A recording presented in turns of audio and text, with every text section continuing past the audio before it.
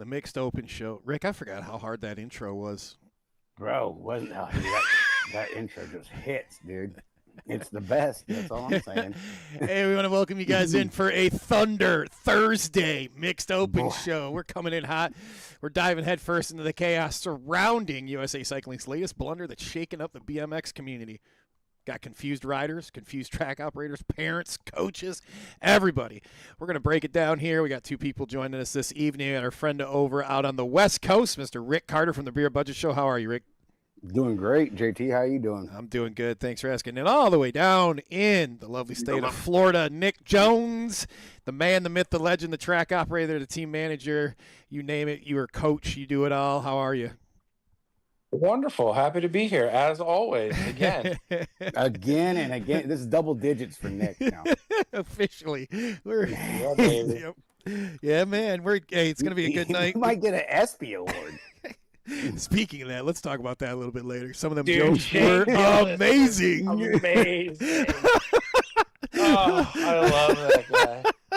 They're just, all of them went right through my head that I saw. I was like, oh my goodness, those were... Yeah, that's something else. We got some. We also have some other topics we're going to get to other than USA Cycling's big blunder. But first, real quick, I wanted to make a mention. One of our friends out on the East Coast here, Mr. Tanner Strong. We were following along with you, my friend, and we want everyone that's watching to please share this Facebook page, Team Tanner of Tanner Strong. Head on over there. Tanner is a fine young man, upstanding BMX racer, and he also loves mountain biking, skeet shooting, snowboarding, fishing, and all things outdoors. He recently had a pretty hard BMX crash that caused a spine injury. We want you guys to go over to the hashtag Tanner Strong page, where they're going to share the updates of his recovery and his path along the way.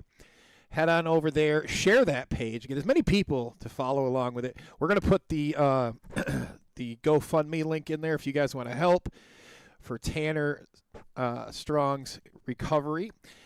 So big things happening. You guys get on over there, help him out, all right? And we also got our good friend up down in Florida where Nick is, and he did a revamp. Mr. Brian Fell wanted us to let everyone know he's still alive and doing fine even after 65 days in the hospital. He redid his brandedpopup.com website. He's a big supporter of what Rick and I do over here, and along with just BMX and mountain biking in general. You guys get over there, take a look at it, and also a brand new page for his Mega Design Group. So if you guys are looking for canopies, marketing, design, anything like that, jersey designs, tablecloth designs, you name it, he has it. And check out the Branded Pop-Up where, you know what, if you just want to pick up one of those canopies of one of the companies you like, you can buy it right from there. You guys head on over there and check it out. All right, guys. We're going to get in here. We're going to talk about this What a week it's been, hasn't it? This you see it, we call it USA Cycling. So first, one of whichever one, Nick or Rick, kind of take the lead and explain how USA Cycling fits into the fold with USA BMX when it comes to the world events and like World Cup events. Yeah, that's all Nick. He's a coach. He knows that. He's been behind the scenes on that one. Yeah, so people, it's easy to get confused with the whole mix, right? So like for all of us that do BMX, this is probably where, the biggest problem for us.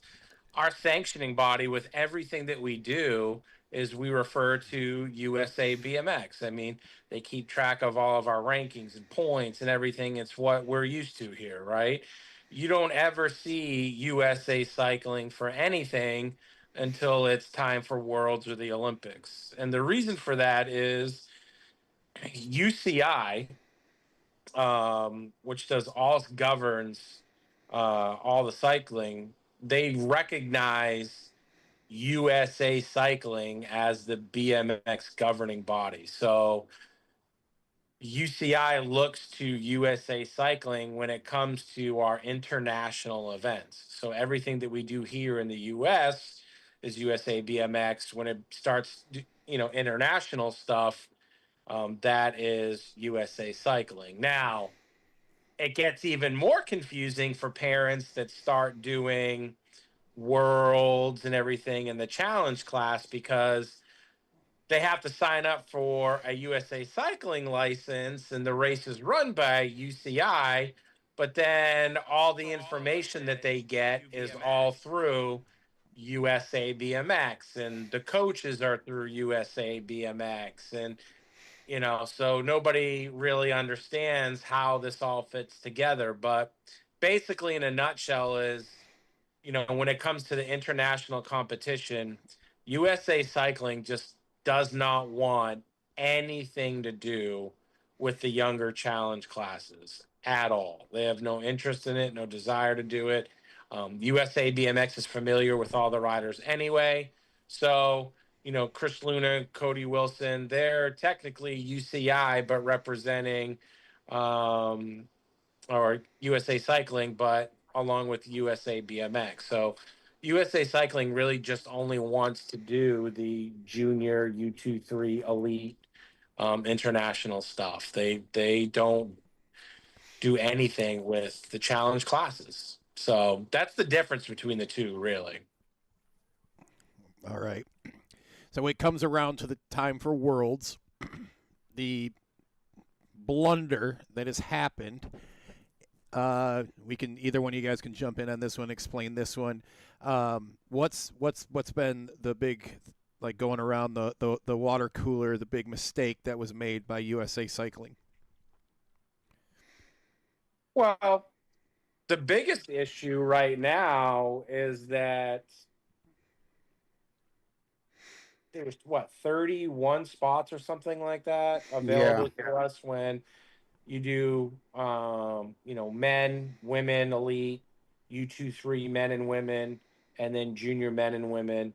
Those are all spots that USA riders earned to go compete at Worlds. So based on the amount of points that our riders get, and we would designate it a certain amount per group that we could have in a USA jersey go compete. Now, just because you have that many riders, that doesn't mean that USA Cycling is going to pay for all those riders to go. I mean, I get it. That's a hefty budget. Mm-hmm. But some classes they didn't fill, like the U23 men, we're not sending anyone. We're sending, 9 riders now? 9. Only 9 out of 9 out of the that 31 that we can send.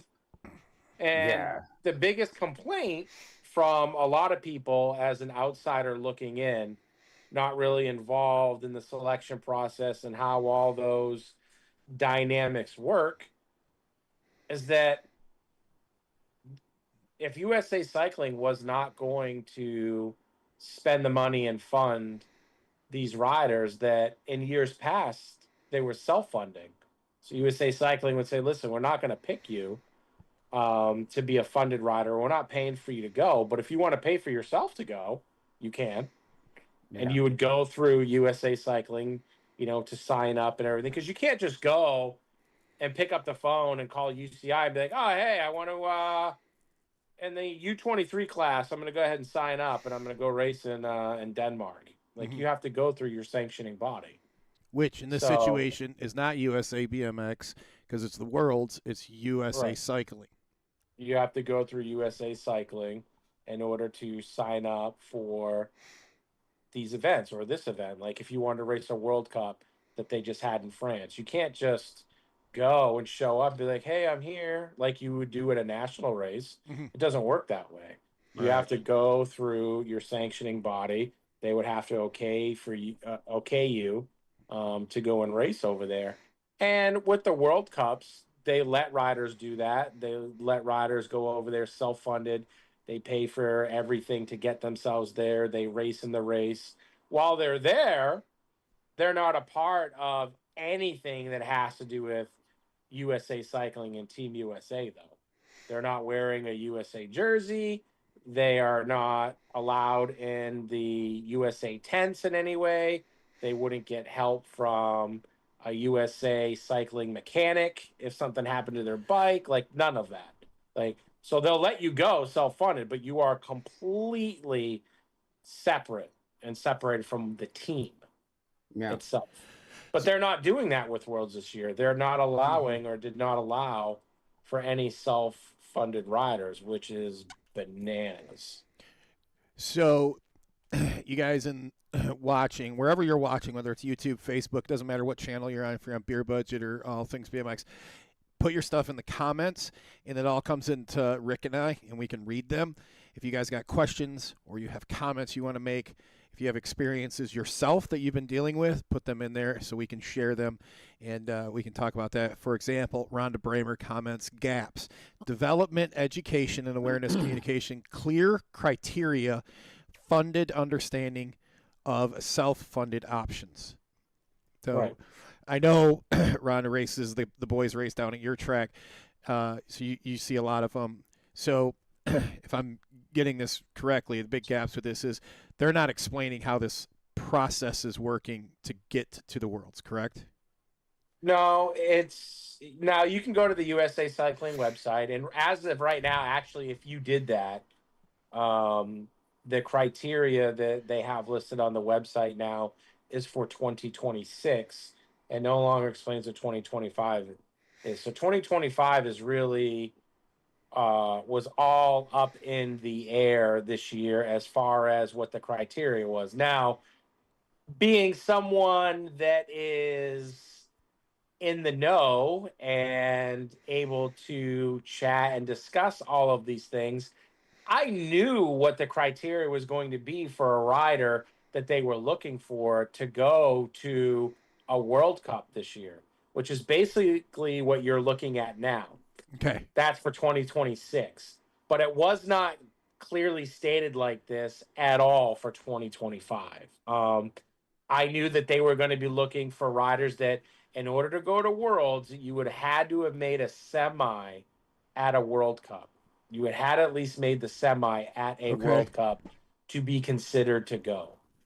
A lot of people think that, well, if you win the USA Cycling Championship race that they just had in Tulsa in May, that gives you an automatic spot on the team to go to Worlds. It does not. Just because you have that American flag sleeve and there you are the USA champion, that does not guarantee you a spot to go race at Worlds or be on the USA team. It does not. That happened to Shibby 2 years ago. Yeah. Same thing. Yeah, he was able to self-fund, but he couldn't be in the tents or the pits with the regular USA Cycling team. Right. Now, I do understand maybe a method to the madness behind that, right? By just making a blanket statement saying that if you're the USA champ, you automatically go. And here's why, right? Let's just say that you're going and racing, there's 20-something riders there that day, and maybe you're not looked upon as one of the elite riders. You haven't been having a good year, but the sun's shining on your ass that day, and maybe there was a major wreck in semis or in the main event. You happen to squeak all the way through, or maybe there's a wreck in the main event and you end up winning the event, right? We all know times that have happened. Hey, kudos to you for winning the event, right? You can't take anything away from you. Nobody expected you to, or you're just not regarded as one of the best that the USA has to offer. Well, if you happen to just win that one race, USA Cycling, or going to the Olympics or Worlds or whatever, they're not just going to hand it to you because you won the race, right? There's other criteria that you would have to meet in the elite class to be a funded rider, and for them to, they have an obligation to put together the best possible team to go compete at these events, right? And nobody's faulting them for that. And, make no mistake that if I were running it, obviously that would be my objective too. Like, we're trying to put together to go compete at Worlds the best possible team, no doubt. But there are always other factors in play, right? Like, and putting those riders together, you're competing for all of those other points where for next year's team, that could be the difference between sending 5 riders and 4 riders. Or this year we got to send 5. Now next year it's only 3. because as a country, we didn't rack up enough points. We didn't do as well. Mm-hmm.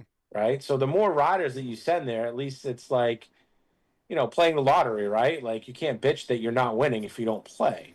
Yeah. So with us not sending these riders over there, it really puts us at a severe disadvantage moving forward. Not even for just this year, but for next year. And we have the Olympics coming up. Mm-hmm. Right now, none of these points count for the Olympics yet, but you're already starting to affect that process by doing this. Okay. Now, one of the opinion pieces that kind of sparked this was an article written by Wally that was on Pull BMX. We'll put the link in here. And he made a great point on what you're saying is that it starts now, and this is the time you start getting your development racers ready, getting them ramped up, getting them that experience on the big stage, for example, for the Olympics potential and more world championship races. Both of you have high-level racers that you guys have heading off. Well, Rick's kid's heading out to the Worlds. Yours is setting this year, but they're both moving along in the process. How does something like this, situation like this, leading up to this, how has it affected you guys, and where were some of the gaps that you could see that should have been filled in along the way? Man, that's a tough one. I mean, already coming off of Worlds last year on how it was handled by UCI on the whole rainout thing was already tough enough. Thinking like, we really want to chance this again 2 years in a row? Especially going overseas. But with Ricky, he's running challenge. So it didn't really affect him too much. He went through, did his qualifying, did what he had to do, and qualified for Team USA.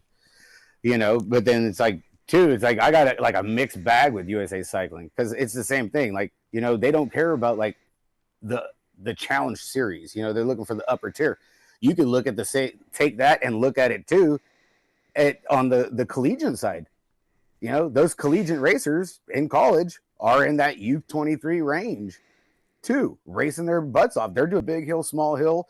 Some are going overseas, some aren't, but they're not showing nothing toward the colleges to say, hey, let's recruit 10 of these guys and we're going to start priming them. They don't do that.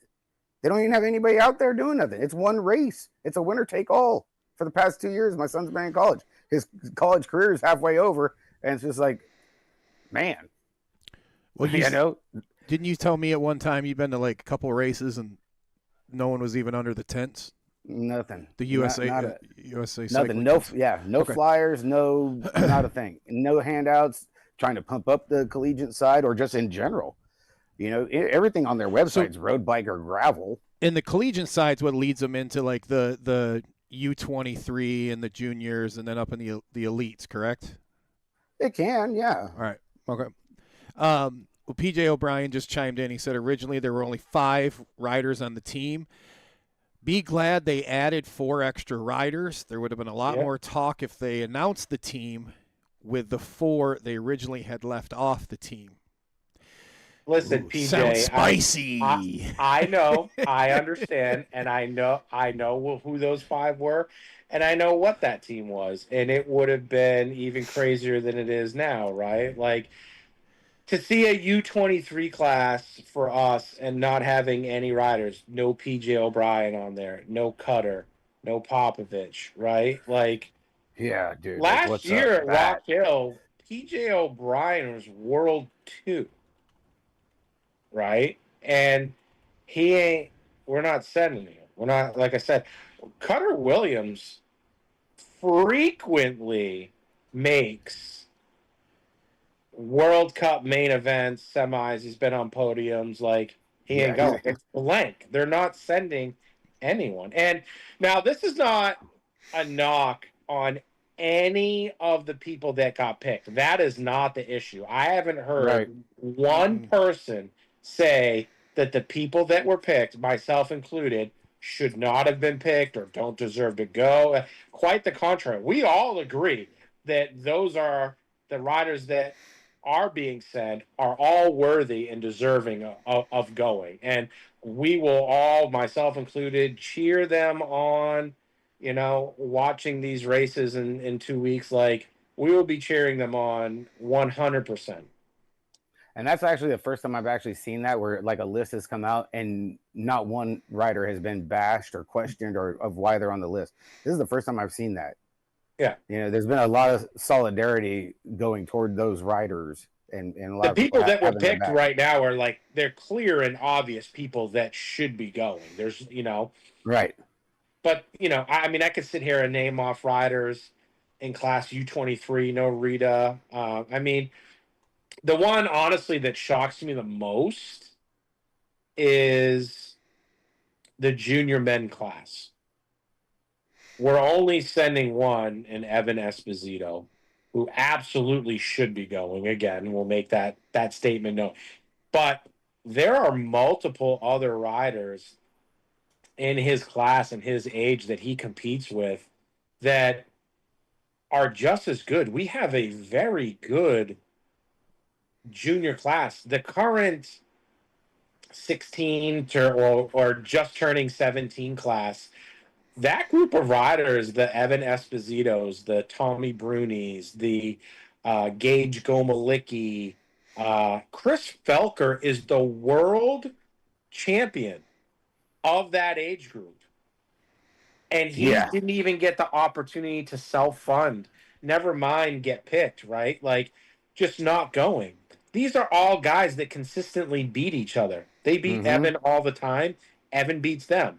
When they line up in the gate, all 8 of them, even Griffin from my team at JNR, Griffin Keller, when they line up in the gate, I can't tell you who's going to win. It's game on, that's for sure. It is. It is probably the most competitive and exciting racing class that I've seen since, the Nick Adams and Bramer and that whole class when they were all racing. Like, these guys are these kids who are now just turning 17.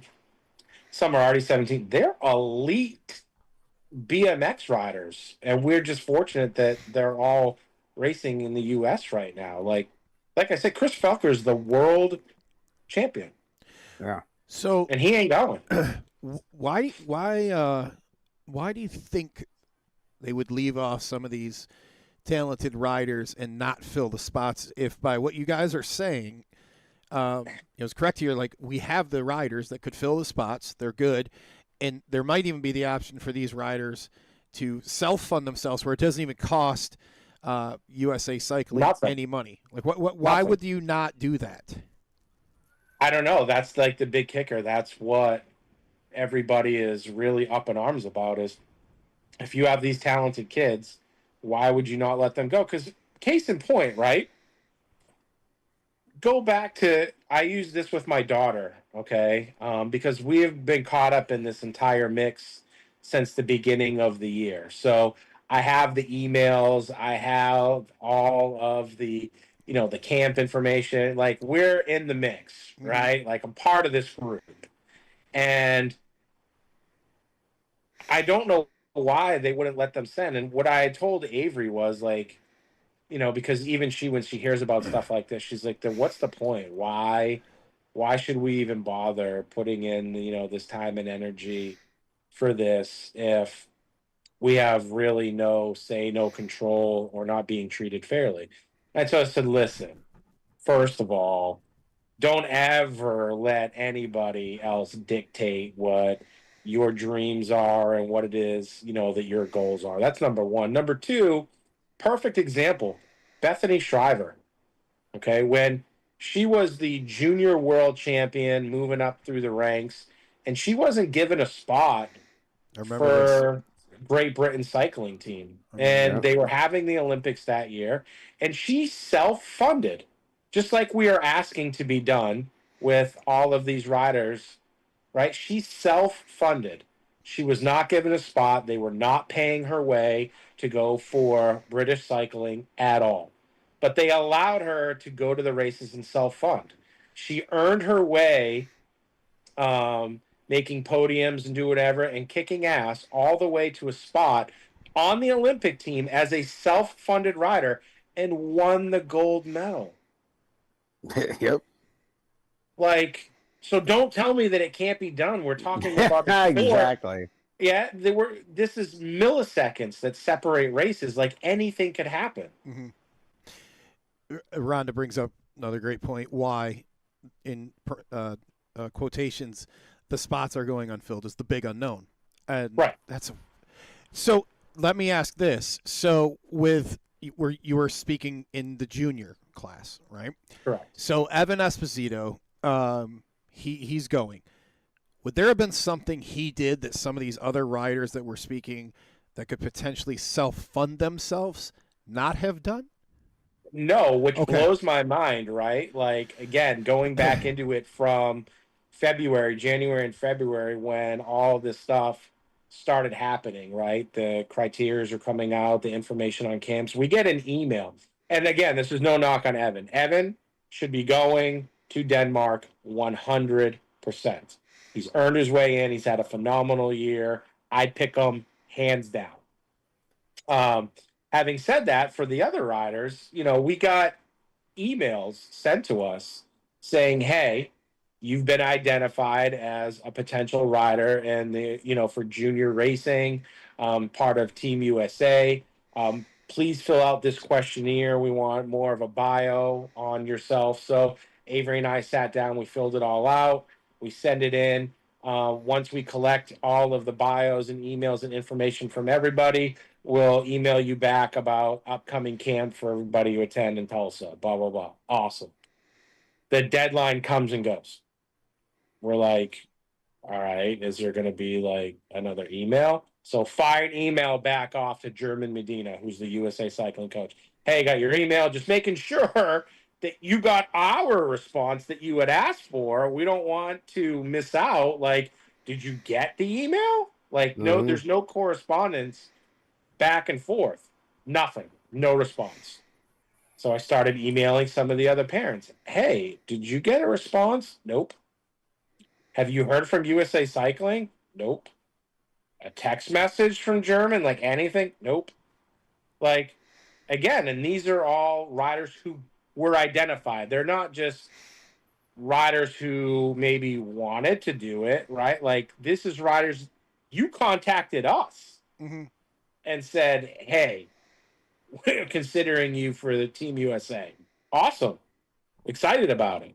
But then it went dead, like silent. There was no information on when the camp was going to be. Well, now the Copa America race is coming up down in South America, and everybody's like, well, who's going to that race? Mm-hmm. And we all find out through word of mouth, through the grapevine, that, Alexis is going, Sean Day's going, Evan Esposito is going. And we're like, well, wait, what was the criteria for any of these riders to go down? Like, what, did we miss something? Did we not fill something out? Are we making a mistake? And no, that's not the case at all. It was, oh, well, this one was a coach's pick. He was picked by this way. He got to go, which is fine, but there's no communication back and forth. That's the issue. Like, it's fine. You pick whoever you want, but you can at least, communicate with us and let us know so we're not in the dark, or even afford us the opportunity to come to camp to show what we have, right? And to show what we're capable of doing, or to develop riders to be what it is that you want them to be. If you identified them as an up-and-coming rider with potential, then what is it that you want from us? Because, I mean, I'm reading, like I took this earlier from the USA Cycling website, right? This is what USA Cycling says is their mission. We support grassroots racing for all ages and skill levels while delivering sustained international success for members of our team. How could you say that that's your mission, to support grassroots racing for all ages and skill levels? No, you don't. Nope. No, you don't at all. Hell no.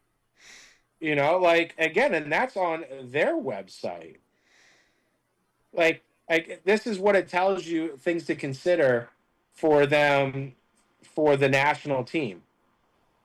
It says, USA Cycling is responsible for supporting and guiding athletes capable of winning Olympic medals while also identifying, recruiting, and developing future games athletes. Our vision is to be amongst the very best in the world at talent identification, athlete development, management, and preparation in all cycling disciplines.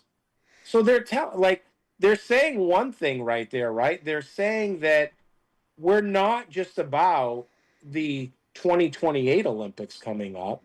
That tells me that the 2032 Olympics is important to you, and so on. That we're going to start preparing riders now. USA Gymnastics has camps for kids when they're 12, 13 years old. They're already working on them. Yeah.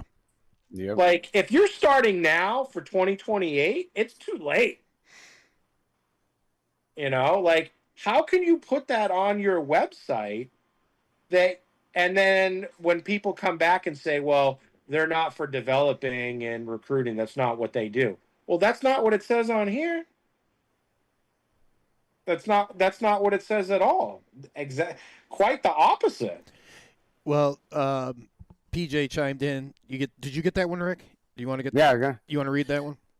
Yeah. PJ said they asked him about racing Chile 9 days before the race. Do they expect you to just be able to change your plans and go across the country? In their criteria, it says it's mandatory to let riders know at least 14 days before competition. Right. They break the rules and change them to fit their narrative all the time. And that's the worst part is you can't get a response from them. It'd be one thing if you at least got a reply that says, hey, whoever, PJ, hey, Avery, hey, Chris Felker, we got your application. We appreciate you submit, we've decided to choose someone else, or you didn't meet the criteria, whatever. But nothing. It's Zero. just crickets. I mean, no response. Nothing. Yeah, not even response. And we're all looking at each other like, what's going on? I think it was Sam Gomalicki had said that she had sent in numerous petitions for Gage to go race that junior class, all unanswered. Yeah. All the time. I mean, same thing with Bill Ryan of Supercross, myself. I mean, I run the JNR national team. I have never had anybody from USA Cycling reach out to me and say, hey, as the team manager at JNR, do you have any riders maybe that we should consider? What are your thoughts? Like nothing. That's crazy. Absolutely crazy. Mm-hmm. And we're talking about riders that you're trying to identify as an Olympian, right? As an Olympian. We're not talking about winning NAG 1. We're talking about an Olympic athlete. Mm-hmm. You don't just become that. That's a life-changing decision that you make at this point in your life, right? As a teenager and in your 20s. Like, that's a life-altering decision to become an Olympic athlete. In other sports, that decision, when you're going to do that is it's made even younger. You mentioned gymnastics. I think gymnastics and figure skating, just from friends, that like they're doing their parents are doing stuff with their kids at 8, 6, and like in preparation of that is the goal. That early. Like, yep, we're going now. Two things here. We had hold on, let me scroll up here. Very busy in the comment section. Please keep the comments coming in. Please keep the questions coming in. Comments are fire, dude. It's I'll answer any question I can. Yeah. If there's something out there that I can answer, I gladly will. Like George Vic says he made a comment that is going to – I have a question here with – he says, I miss the days – and George, you might have to answer this. I miss the days where any championship – level athlete could sign up and race the Worlds. When UCI forced riders to go through their national governing body, it all went downhill. Now, this was something I've seen in like numerous posts in the comment sections as I was catching up on this topic today, is that, back just in general, back in the day, I could just show up and ride, right? And we talked about that when we started on this topic. But now going through the governing body, Again, I still come back to this. If it's not a money thing because of the funding, then what's the deal? Yeah. That is the big question that we don't, and you won't get it. I promise you're not going to get an answer from. And I don't know what. Everything is this massive secret with when it comes to USA Cycling, and I don't understand why. Like, Yeah, it makes no sense because like same thing. I was like talking with Deegan Brown, right, for Supercross. He's went across. I can't tell you how many times he's hit more overseas nationals for the qualifiers than he has our state races here in Cali. Yeah. And the kid's a beast doing out there, you know. And he didn't get the call either, you know. Deegan's he's smoke. I mean, just like Felker, like all the rest of them, like that are qualified, but why a few and why not the rest? You know, I mean, what is it because he just had a couple bad finishes or what? I mean, everybody has bad finishes. I mean, he went out there and did the deal along with a lot of other people too. That's the shit that don't make no sense. I mean, if it were me, right? Like, so I know from last year to this year, USA Cycling, got rid of Jamie Staff, which in reality he was like the general manager, right? If you were to take another sports team, let's just say, like most sports franchises or teams or organizations, you have, your owner, you got your CEO, then you have the manager who's responsible for organizing everything, getting the team. Then you have your coach, which would be German Medina. Well, now like that disconnect's gone, right? Like Jamie Staff isn't there, so now we're missing a GM, right? But as the GM, that's what I would be doing every year as it came up. Okay, my next wave of junior riders. Here's the list. Here's who I think and ranking them as the best, going down the top 15 kids, 16-year-olds who are turning 17 in the USA. Boom, boom, boom, boom, boom, boom, boom. Right? I'm gonna pay for this one to go because he's the best. He's my best chance at medaling. Well, now I have 4 other spots, and I'm gonna go right down the list. Do you want to pay for yourself to go? No. Do you want to pay for yourself to go? Yes. Okay, we're sending. Do you want to pay? Yes. Okay. You, no. Then just go down the list. Like, right. Exactly. Again, that's clearly not happening.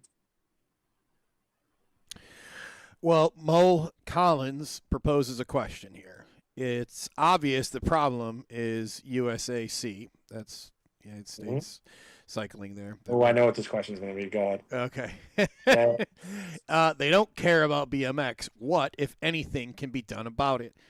I doubt USA BMX can take it over if USAC doesn't let them. So, yeah, I would venture to guess that USA Cycling would have to allow it. Now, I'm not going to pretend to be an expert in this particular these details that involve USA BMX and USA Cycling at that level.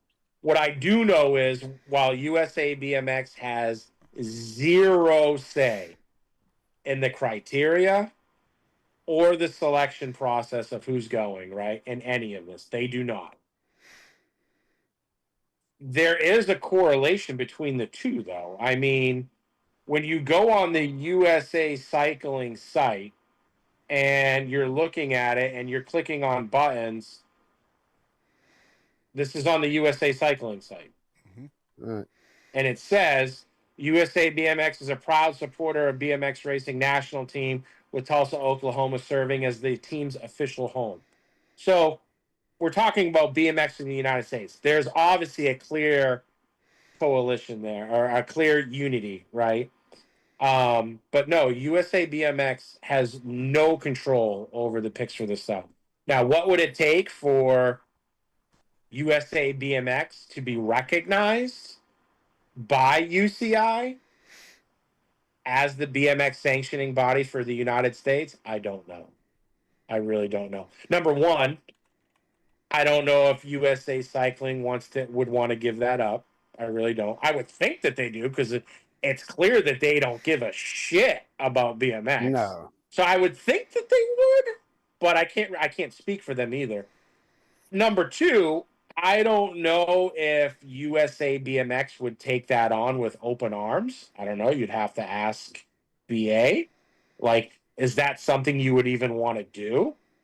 I would hope that they would, you know, if given the opportunity. But again, I can't speak for them. I don't know if that was something that they would want or even consider doing. So, and then again, you have the third component with UCI.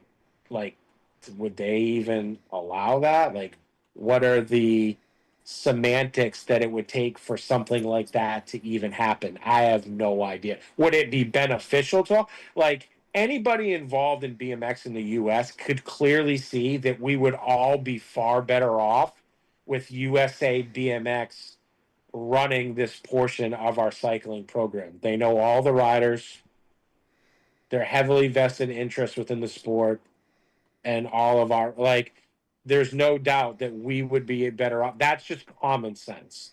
What it would take to make that happen, I don't know. Invite BA on the show, see if he'll be a guest. Anybody got his phone number? You just send it to me. We can call him. I got the new cable, dude. We can call him. I got the fathead at the studio. We got the new hookup for the phone. We could call him. Ben Simmons brings up a point. He says, "Shouldn't the biggest..." Ben Simmons, like the basketball player? I don't know if it is or not. I just have the names. No, Big Simmons is from Australia. He gave me the Australian itinerary that I sent you there in Messenger, JT. He gave he shared the criteria for what Australia goes through. Dude, want to talk about a country that is putting themselves on the map in BMX right now? Fucking Australia. They're got some amazing up and coming talent. I mean, we all know France. France is number one right now. You can't go 1, 2, 3 at the Olympics and not be considered the best in the world. I mean, they're sometimes in the World Cup, like every rider in the mains from France. Like, but Australia, dude, they're stacked. They're men and women. Yeah, loaded. I just think this looks easier to understand too. What he sent us for, I went full screen on this. This is the Australian criteria, and obviously we're not going to go. The detective work at the Beer Budget Studios is long but distinguished, Nick. This is I don't know if this looks easier to understand here than how many pages. Did you? Yeah. Have you looked at ours? Holy shit, man. Well, theirs is a whopping 6-page, where 10 for USAC. So ours is a lot to read, dude. Like, it's pretty mundane. There's a lot of shit in there. You're like, what am I reading right now? You know, like, it's absolutely wild. Rick, I'm going to copy this and post it in the chat for people that want to look at it. All right. Yeah, I mean, it's good information. Yeah, Ben's solid, man. He watches both shows. He's a good dude. I'll put that in and ours, or USAC in there, so that you guys can see what we're looking at if you want to go back and look at it.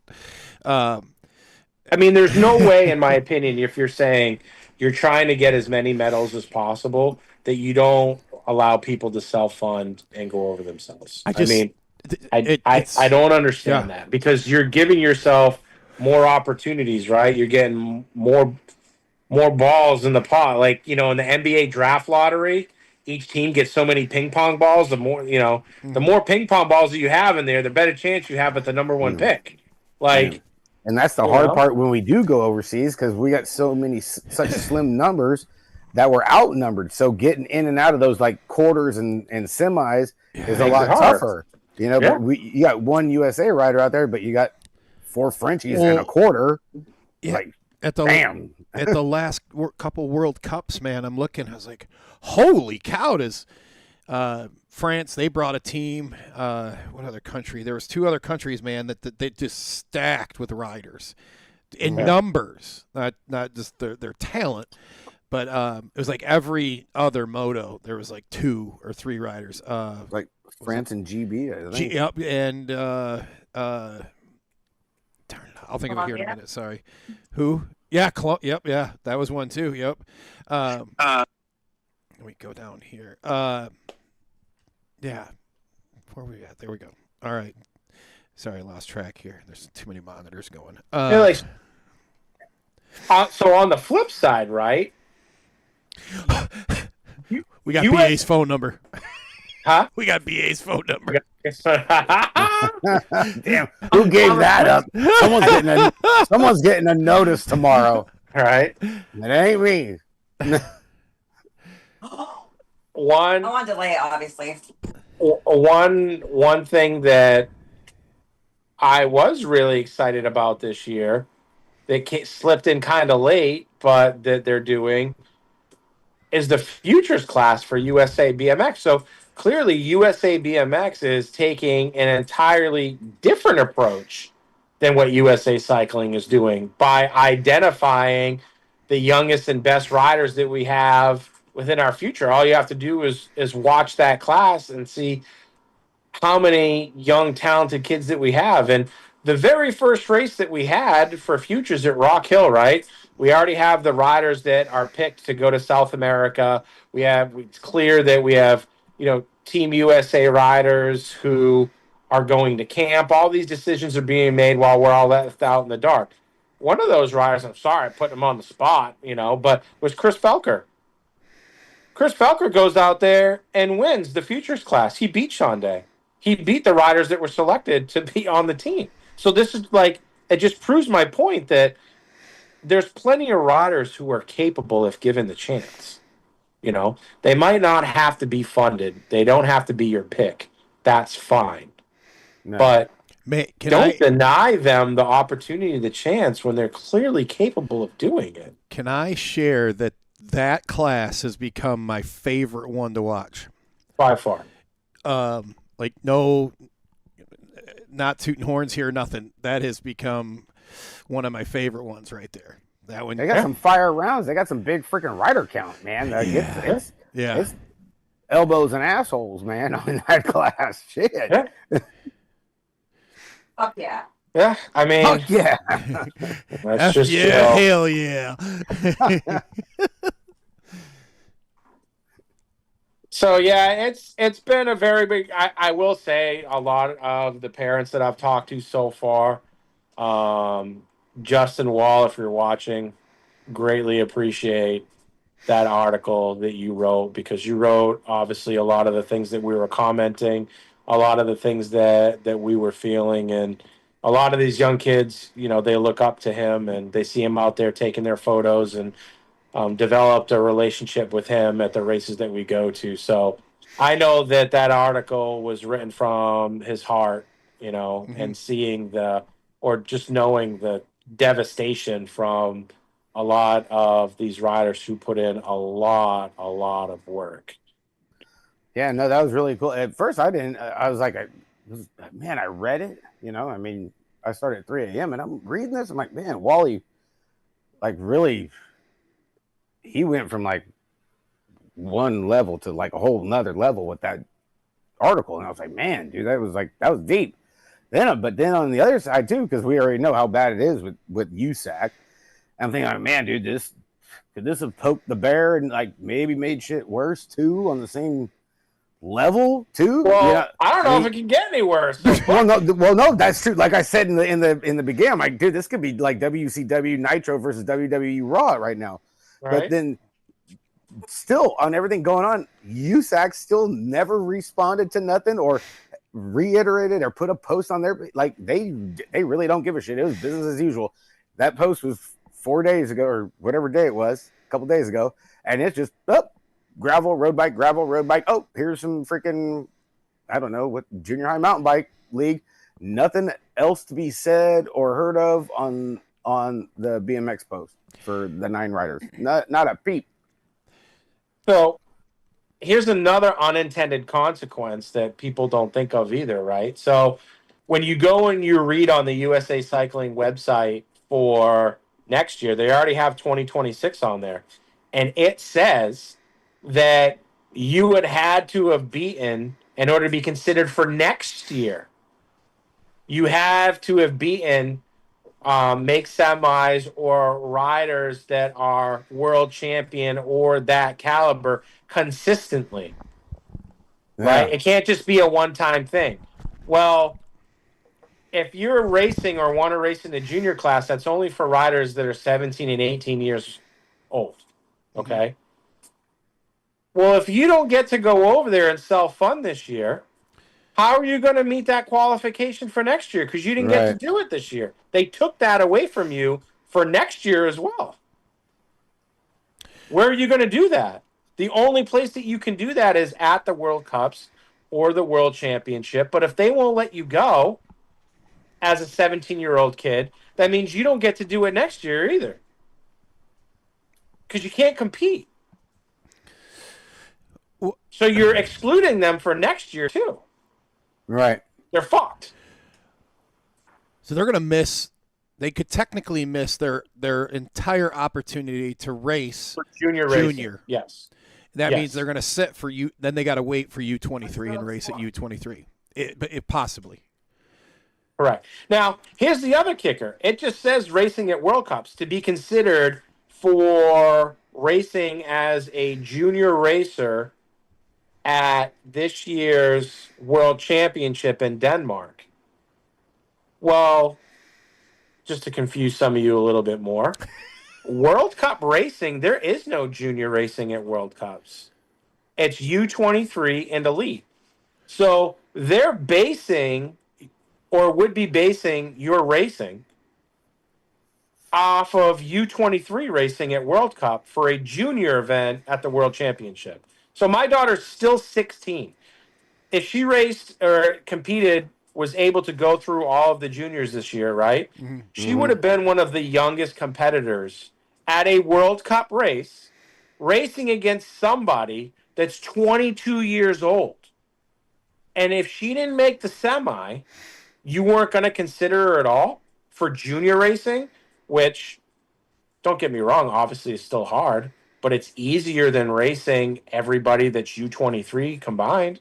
You now have your own separate class as a 17 and 18-year-old, right? It's far easier for someone who's 17 to make a semi against kids their own age than someone who's, been doing this now for a few years and Right. is 22 trying to get, into the elite class. Well, that's a big stage, right? So so you're judging them. I don't Yeah. understand that criteria either. Why would you hold someone back as your junior rider who maybe didn't do as well at a World Cup when they were racing a 22-year-old? But now at Worlds, they get to race their own age people. So I don't get that either. we pause because there's a couple good comments in here, and then we can come back to that real quick. In reference to when we were talking about the futures class, Chris Luna commented, we want to help develop because we know we're in a bad spot right now. And we've actually all said that here since we've jumped on here.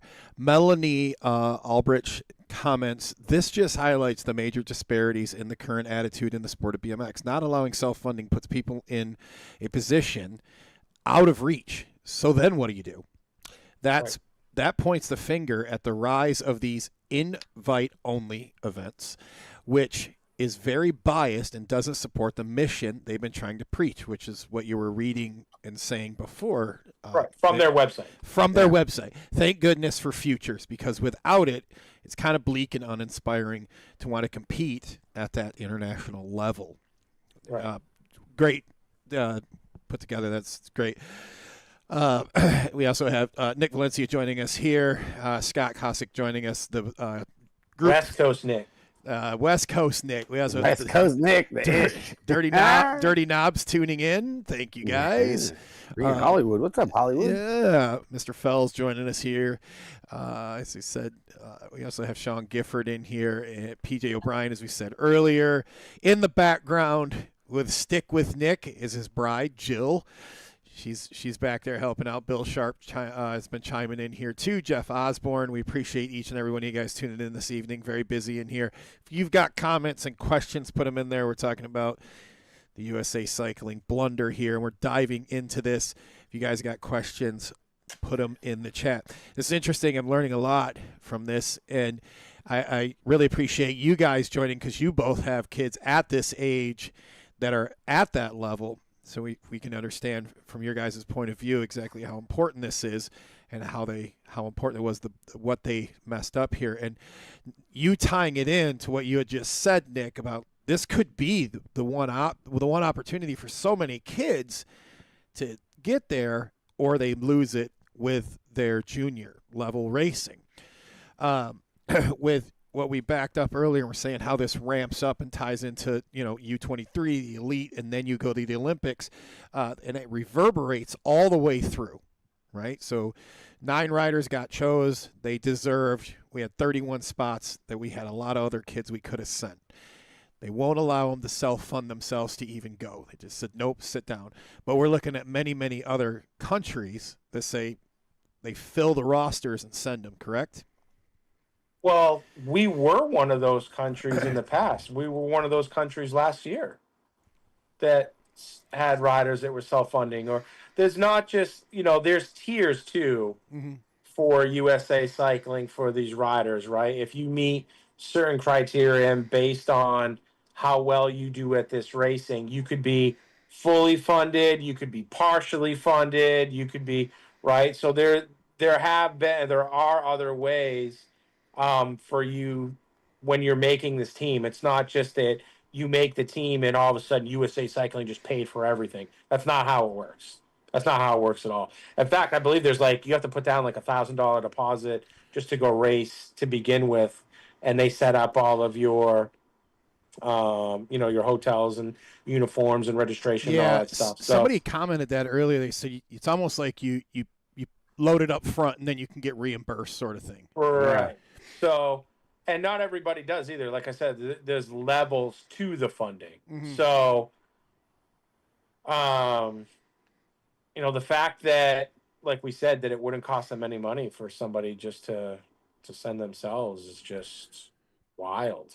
I mean, we have riders, like I said, with world plates that aren't being given the opportunity to go back over there and try and do damage again. Like Carly Kane, World 6. Good point. From last year's World Championship. You don't want to pick her. Fine, whatever. Don't pick her. But you have spots available. Let her go if she wants to go. Nope, not this year. Now, you could do that last year and the year before. I don't know what the change was that made them decide to not do that. So if, let's just say, we'll use her for example. She gets on a plane, flies over there, goes to sign up. She can't sign up, correct? Nope. Because USA got to go through USA Cycling. Okay. Got to get their blessing. They got to do all the signing up. They got to do. And you got to have their license. Got to have it. That's the Cutter Williams, another one, right? And yeah, right. Thank you, Luna. That's sad. So, explain why you'd want to run junior men or women and not your challenge class, or. So, my daughter this year decided that she didn't want to race her challenge class. She has a world ranking right now, and she automatically qualified. We could have gone to Denmark, and she could have raced challenge again. But she made a commitment to herself to want to be better. She wanted that challenge. So she decided at the beginning of the year that she didn't want to go race in the challenge class, and that she only wanted to go and do it if she was racing for juniors. It's just a goal that she had set for herself that, I've done this already. I've met that goal, and now I'm making new goals. Like I do that obviously a lot with her and a lot with our JNR riders. That what are your goals, right? We're not just going out there racing aimlessly. Like you can, right? Like by all means, there are all different levels of BMX racing. You can go out and just race your locals. You can go out and ride in a park somewhere and just have fun. What we're doing and what these kids choose to do is race at an elite level. So in doing that, you got to have goals. You can't just go out there and just ride, right? So because when you do that, in my opinion, and you don't set goals for yourself, that's when all of those other things start coming into play, right? Like we make our SMART goals, and we work up to we get to where we want to be. For sense of accomplishment, a lot of these kids that do that have had the the world plates and the top nag plates and the whatever, so for them it's just about challenging themselves. And that's what she decided to do. She's like, hey, if I don't make the team, I don't make the team. But the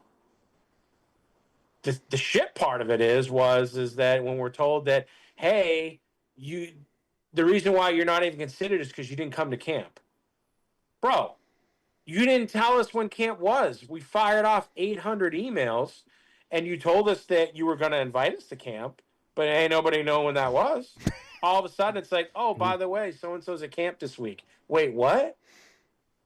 Sounds kind of clicky to me. You only took to camp the riders that you intended on sending in the first place. So why even send that email to us?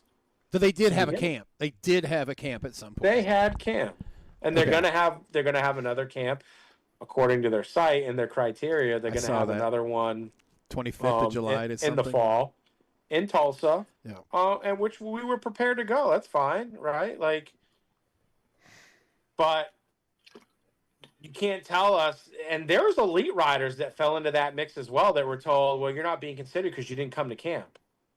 Well, you didn't tell us that you had to come. You didn't tell us that any of these criteria. You're telling us that now, but some of these riders are like, well, if I had known that, then yeah, you bet your ass I would have been there. I had no idea. When you get to the elite level on these races and you're getting closer to the Olympics, the amount of riders that you're getting into the main events and the semis, that transfers into how many athletes you can send to the Olympics, right? Based on points, yes. On points, yeah. So that's why the farther they can get into the run, the better. Which, right. Again, the more the merrier, right? The more opportunities you have. So yeah, right. Let's say if you are an elite rider, and if you're Cam Wood and Cam Larson, right? If you're Drew Polk, and you have sights on racing the 2028 Olympics. Now, this year has nothing to do with Olympic points. Correct. But once that starts, like I said, you're already going to start seeing a trickle effect if you continue to do it the way that we're doing it. It's going to have an effect on those points moving forward because some of your best riders aren't qualifying. They're not meeting your criteria, that you're going to end up missing out on points, right? If you're those guys or gals, Mackenzie, Gayhart. Sorry. Yeah, Mackenzie. Yeah. If you're any of those and you have Olympic aspirations, you want the junior and U23 riders to kill it. Because if their points eventually, again, not this year, those points are going to matter and determine how many riders we are allowed to send to the Olympics. Mm-hmm. And if that could be the difference between sending 3 people, 2 people, 1 person, right? Yeah. If you want to go and now we're not getting enough points and you're looking at it and like, well, as of right now, we're doing great. We get to send 3 riders to the Olympics. Well, now all of a sudden, other countries are catching up. Then it just shrunk. And now it's down to 2. And you're like, well, fuck, man. Now it's getting harder. And now it goes down to 1. Yep. And now you're Cam, Drew Polk, all looking at each other like, well, who's going to get picked? This was a lot better for all of us when all these spots were available. But now we're not getting points. Like, we've been blessed, too, from the female side of it over the past couple of years, right? Elise Willoughby, Felicia Stansel, all those girls, they were killing it for us on the female side, getting shitloads of points. We were, us in the Netherlands, I believe, were the number 1 in 2 countries on the female side. And guess what? She just had a baby. Yep. Right? And you're only sending 1 U23 female rider. You're already starting to put a dent in all of that. You don't have that luxury anymore if she decides that, hey, I have a family now. And she was an automatic, right? Mm-hmm. making main events, getting on podiums, winning world championships. You don't have that anymore. Right now, probably the two best female riders in the world is Molly Simpson and Saya. And they're not from the United States. Yep. So when you don't take care of the years to come, it's going to start affecting those at the top. Yeah, they should have loaded up the roster, like you said, and go for the gusto. I mean, now again, not this year because the Olympic point cycle has not started yet. Right. But if you continue to do that next year, like I said, you're already fucking with that by some of our best junior riders not even being eligible next year. Yep. So it's just these are all unintended consequences that I don't know if they're not thinking. I mean, I hope that they are. I mean, it's fucking USA Cycling. You would think that they are or would have to consider these things. Like, this is important shit, dude. I found your 2026. There you go. Yeah, this one. Funding levels. Yep. You have your gold, silver, and bronze. So I'll put this link in also for that because we've actually spoke about this a couple times in here. And Nick Valencia says, plain and simple, if you don't reload, you'll run out of bullets. Yeah, dude. Like, that's a great way to put it. Wow to me. So that's what I'm saying. Like, those guys too, or gals, like our elite riders. If I were them, I would be pissed. Like, don't start fucking with our numbers. You're making it harder for us. What are we doing? And at that level too, like, that's big money for them. Yeah. So it's a big not just them, but all of their sponsors, right? Yeah. They're investing in these riders and everything. So this is where Tommy Board puts a question here. Honest question. Why do we, USA, care about the Olympics? And I think we started with where we were going with this conversation right here. Honest question. Outside of personal gains from sponsors, well, that's the biggest one, I haven't seen any benefits from BMX being in the Olympics. So I think there's two folds to this. One, we race, locals, maybe locals and regionals. We're not going to see it's not a big thing for us. We don't care. It's not that big of a deal. It's cool. It's on TV. We don't race those tracks. So explaining it to our coworkers that, like, yeah, I do BMX, but not on that is weird because it's not like basketball where it's the same court. That aside, as a whole for the sport, it's still a big deal, I feel, because it gives these athletes something to strive for in the sport that we started at. Look, we all started on a local track.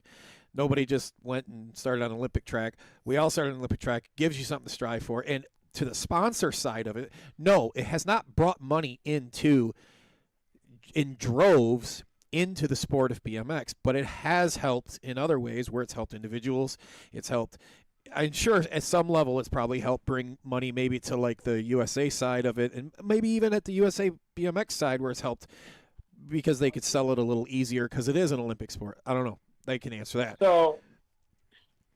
So there's a couple schools of thought, at least in my opinion, behind this, right? Like, so if you were talking about BMX back in the 80s and 90s when sponsors were hot, people were paying pro riders, a bunch of money. It was worth it to ride in the ABA, NBL as a pro rider because you're making money doing it, even if into your 20s.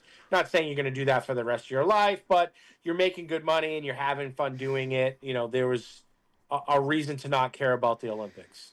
Well, now there isn't that much money and pro racing in BMX. So if you eliminate the Olympics as a goal, we talked about goals, right? Mm-hmm. If you eliminate the Olympics for these elite athletes in BMX, if you take that away from them, what is it that they're going to do? What goals are they going to have? In my opinion, I could be wrong, the pro class would shrink significantly in BMX if the Olympics were to disappear for them.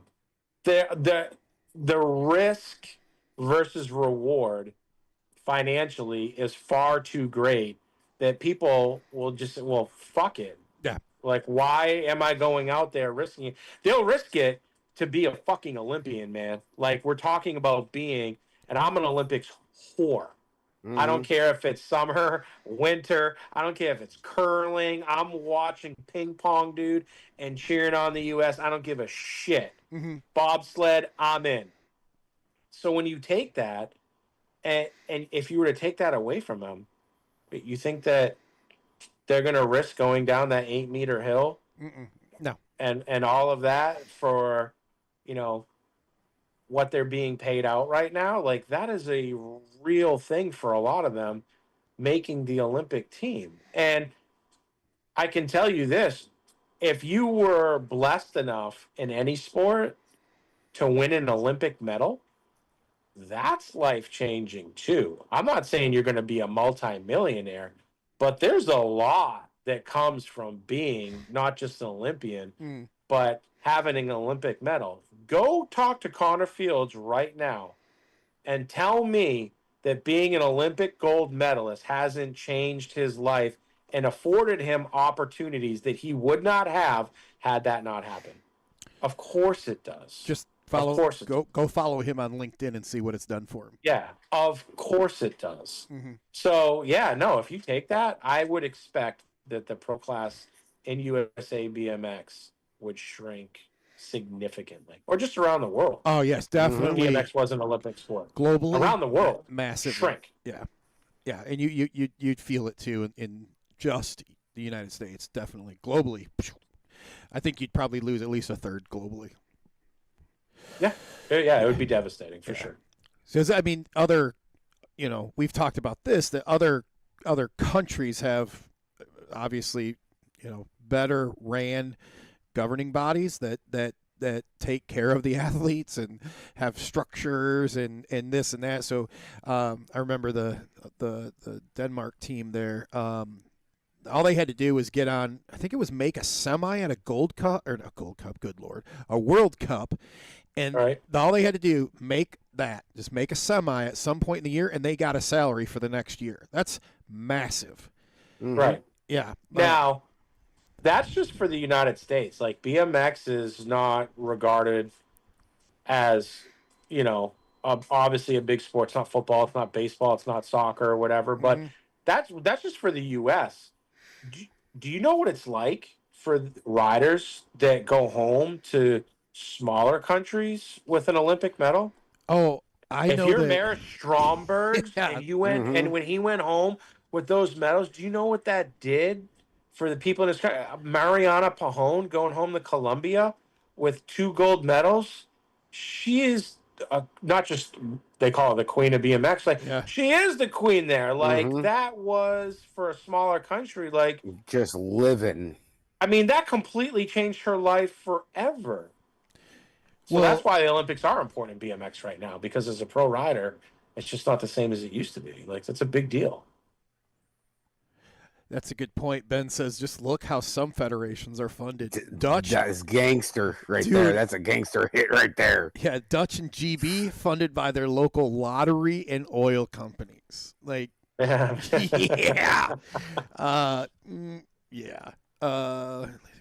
And I don't think any of us are delusional into thinking that something like that's ever going to happen here. None of us even asking for that. The only thing we've asked for so far is to let people pay for themselves to go race. Just let some people go. God damn it! I'm begging you to spend my. I'm trying to spend my money here. Exactly. Yeah. That's it. Jonathan Suarez. He said, "How many do you think you're going to have?" ? I need. Can you put a little more context in there for me, real quick, so we can answer that? We jumped around a few there. Suarez? You mean the mosquito Suarez? Yeah. Hell yeah, mosquito baby. Hey, there he is. Yeah, you were saying about Maris. I remember seeing a like buried somewhere on maybe Peacock or Red Bull TV or one of them, a little like snippet of a documentary about him going back home, and like the paparazzi followed him around. Yeah, and he's still. You're an icon. Yeah, it's still wild.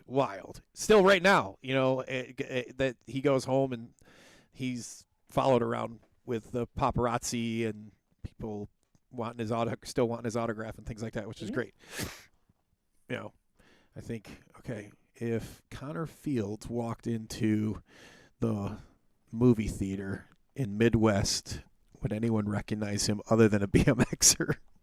No, they wouldn't, but you're missing the point, right? The point is I never said that by winning the gold medal that Connor Fields turned into LeBron No, James. That's but he. Don't mistake what I'm saying. No, What I I'm agree with you. saying is that as small as the BMX community is, that gold medal afforded him opportunities he never would have had he not won it. He got the. It's What's the TV show he's done? I'm forgetting the name. I watched it. Where it's like a outdoor TV he did. Oh yeah, the Vegas living or Yeah, that was pretty neat. And he's that goes for any sport, right? If you are an Olympic medalist, you start getting some of those, like I said, other things that you normally wouldn't get, whether it's corporate speaking. Yeah. Corporate speaking. Dude, have you ever sat there and listened to Connor's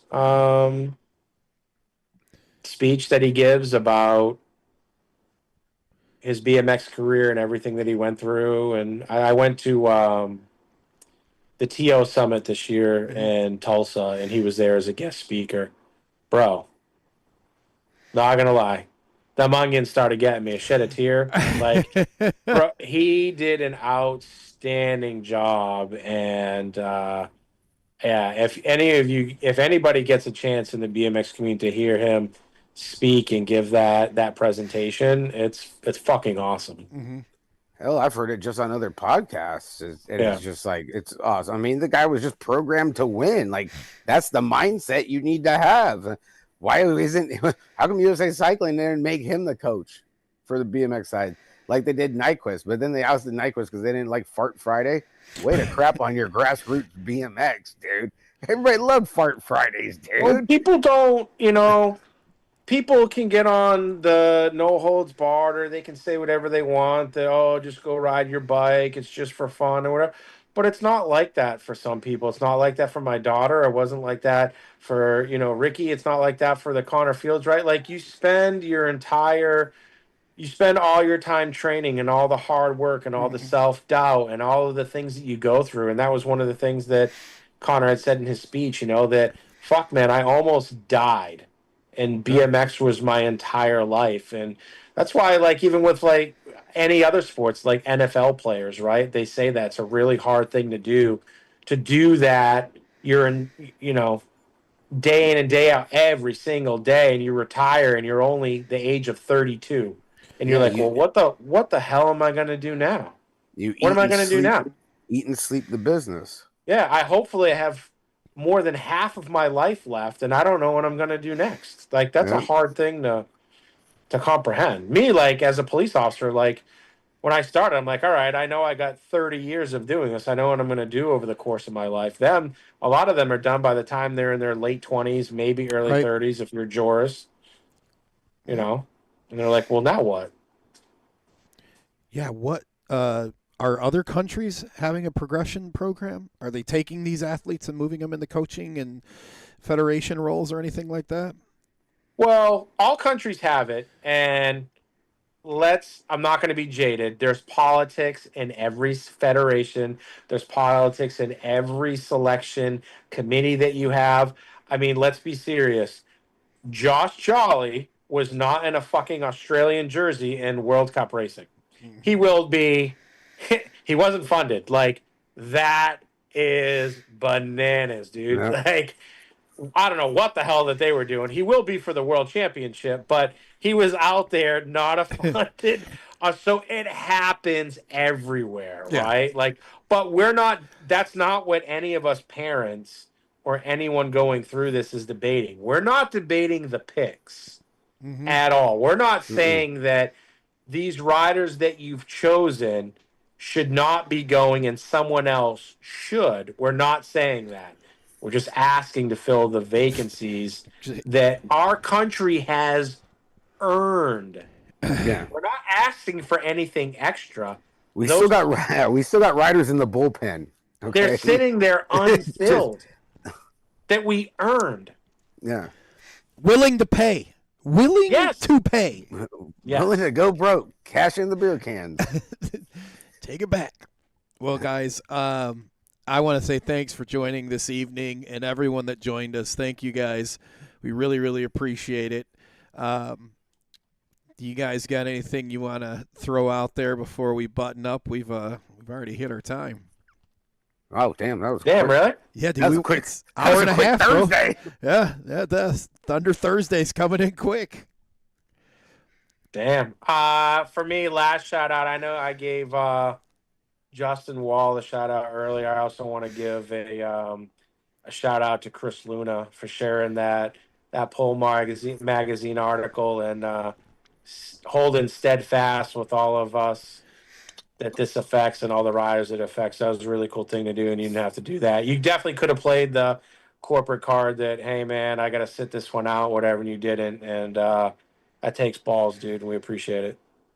I want to echo the same thing. Like, two things. It was great to see the mothership step in and rally up. Yeah, fuck yeah, man. And then, for real. Like, there's been no, like what you just said, nobody's debating on who's going. They all deserve it. And I think that's a pretty awesome thing to see. And, hopefully we see more of the riders that deserved it either next time around or somehow this time. Rick, what about you, buddy? Hey, it was great. It was good being able to talk about this because, granted, I mean, there was messages coming across the news desk at the beer page, and I'm like, man, I really can't answer this. I don't know how to answer this. Like, this is some intense shit. That was it.